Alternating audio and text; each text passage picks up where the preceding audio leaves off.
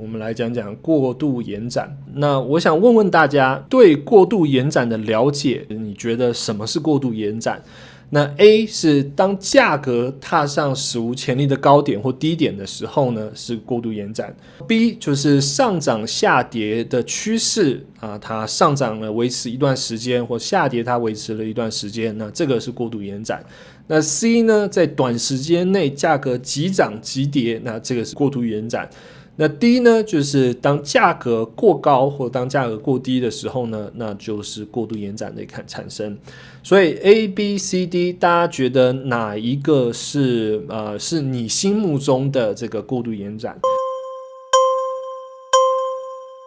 其实呢，我自己认为是以上皆可。很多时候呢，这个我们在交易的时候呢，一个名词如果说我们太过于钻研说这个到底是什么意思的话，那我们会陷入一个过于主观的一个误区哈。那什么意思呢？就是 A 当价格踏上史无前例的高点或低点，那什么叫做史无前例？那这个史无前例真的是史无前例吗？那可能是我们在4小时图看上，哇，这个是已经高到之前从来没有到的高点。但是如果说我们上到日线图或者是周线图，那它是不是只是一个测试阻力的或是测试支撑的一个阶段？当上涨下跌维持一段时间，那什么叫做一段时间？多长是一段时间？那上涨下跌的趋势是怎么样去判断？然后还有短时间内急涨急跌是多短的时间？那价格过高或过低是怎么样判断？所以很多东西呢，其实都是会是需要我们主观的去判断。那过度延展是什么？然后呢，我们要怎么样判断呢？其实我们很常会陷入这个过于主观的一个陷阱。但是其实很矛盾的就是说，我们会需要用主观的方式去分析这个市场，因为你看到什么，然后价格还有这个市场显示给你什么，我们会需要用主观去判断。那但是呢，我们在下单的时候呢，却不能过于主观，我们要去客观的说，我看到的是这样子，但是说不定还会有其他的东西发生。对不对？那所以呢，这就是为什么我们在看过度延展的时候，我们不能说给这个市场说一个标签说这个市场绝对是过度延展，它一定是会回调，或者它一定是会下跌。很多时候我们会低估这个市场它的这个上涨或下跌的能力。我们很多时候就是看到就是它已经到顶了，但其实它还可以再涨一波，我们不知道。所以这就是为什么就是我们不能过于主观的去断定说这个市场已经过度延展。我们可以客观的想说这个市场它可能过度延展了，那因为价格踏上史无前例的高点了，那它可能过度延展。它在短时间内急涨急跌，然后它可能过度延展。那价格对我来说已经过高或过低了，那它可能是过度延展。但是呢，这个并不是让我们说这个价格一定是会下跌或上涨的一个依据。那所以呢，这个是在交易过度延展是需要注意的一点。这个过度延展呢，其实我们要讲到这个价格循环。 OK， 什么是价格循环呢？所以我们知道说这个价格市场不管是哪里，他们都会经过延展震荡延展震荡。什么意思呢？就是它这个价格当价格延展了之后呢，它到一定程度它会进入一个震荡，然后呢它突破，它会进入下一步的延展，然后呢震荡延展震荡。那当这个延展它朝不同的方向去走的时候呢，你可以想说这一整个过度延展，那所以呢价格它会回调，这个价格它就是会转向。所以这个呢是一个价格的一个循环。其实我们讲过度延展跟价格循环，其实讲的是一个东西，对，只是我们看的角度不一样。过度延展我们看的是说价格到了一定的程度之后呢，它会下跌。那价格循环呢是稍微比较客观的，他说价格延展了，它震荡，它向上突破，那这个上升趋势就继续，它继续震荡，然后上升，它这个上升趋势继续。但是呢，它向下突破，那可能它的这个上涨的趋势就已经完结了。那所以呢，我们看到的其实是一个东西，那只是我们怎么样去解读。用技术分析的时候呢，是要知道说很多道理他们所追求的东西都是一样的，那只是他们看的角度方式还有他们的内容是会有点不一样。那所以我们刚刚看到的这个欧元对美元那我们看到了这个价格延展之后呢，它进入震荡。我们在这之前呢，我们也可以看到这个价格它在延展之后震荡，然后延展之后震荡，然后延展之后震荡，那就符合我们刚刚讲的说，这个价格它是以这样的方式在走。但是不是像我们刚刚看到的这么的漂亮，就是就只一定是这一个方格。我们可以看到在这个地方他们都不是一个完美的一个震荡形态。那所以呢，这个就是我们很多时候在看震荡跟延展的时候呢，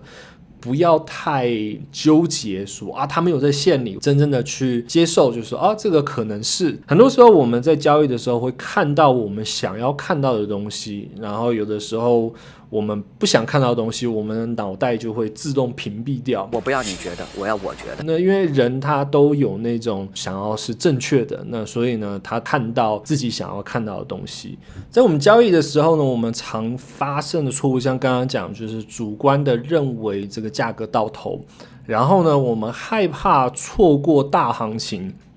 所以当这个价格它往上冲的时候呢，我们一的就是追，或者是说我们会觉得说这个价格它会反弹，所以我们就跟市场对冲之类的。那所以呢，这些都是会让我们用非理性的角度去交易的一些误区。那当然还有这个不肯承认判断错误。很多人他们在交易的时候，他们会花很多时间去做这个市场的分析然后去看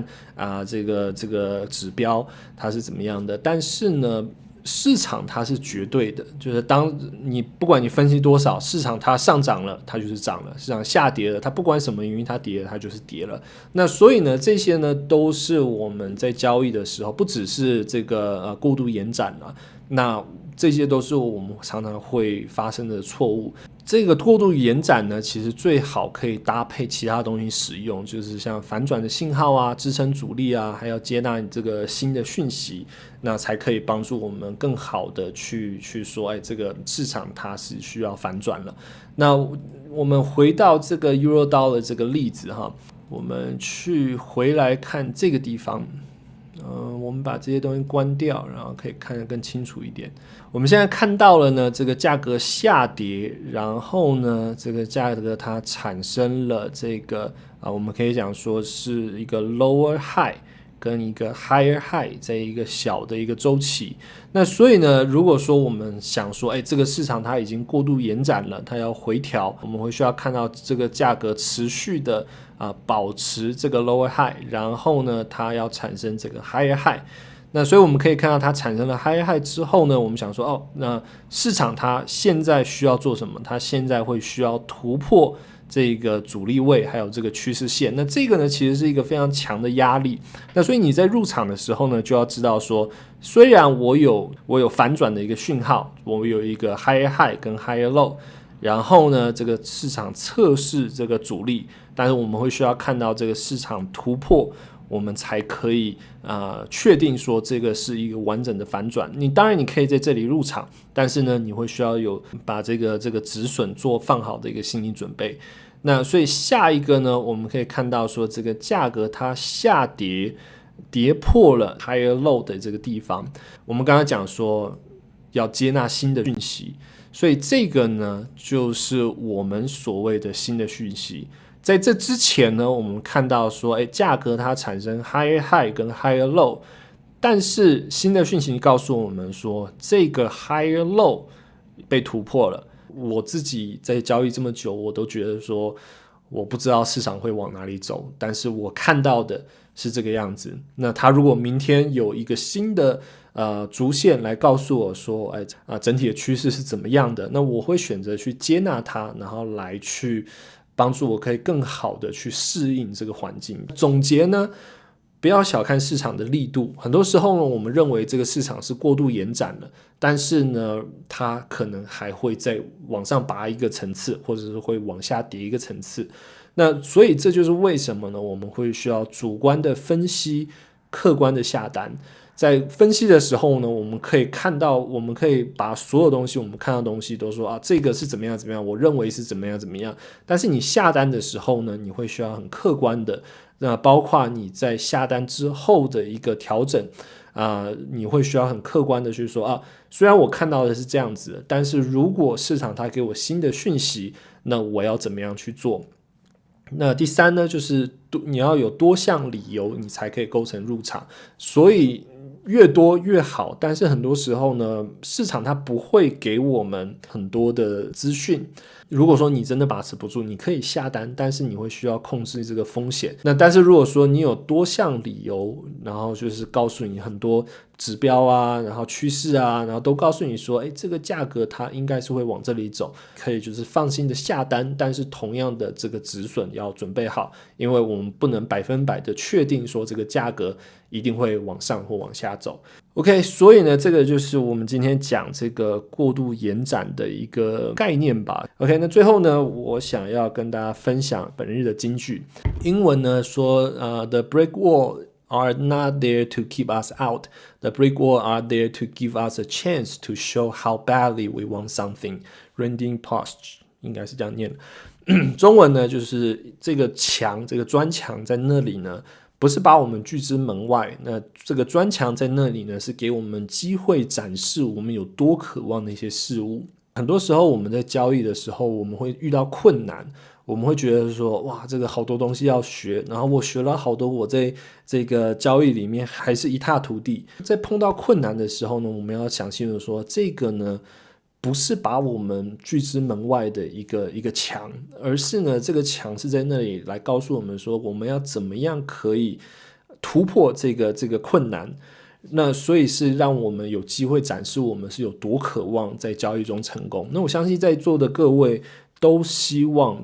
你们在交易上有所成就。那不管是想要有一个额外的收入啊，还是想要这个以后都靠交易赚钱啊，那还是就只是来玩玩啊，那不管怎么样呢，只要你认真的想要在交易里面成长，那你遇到困难或你遇到瓶颈是在所难免的。但是我们要知道说，我们会需要去克服，然后克服之后呢，我们就可以成长。OK， 那这个呢就是今天跟大家简单的分享。那如果想要看回播的话呢，可以加入我们的会员，你就可以看到这个礼拜跟上个礼拜还有以后的直播的录影。再一次感谢你的订阅与点赞，那我们下次见，拜拜。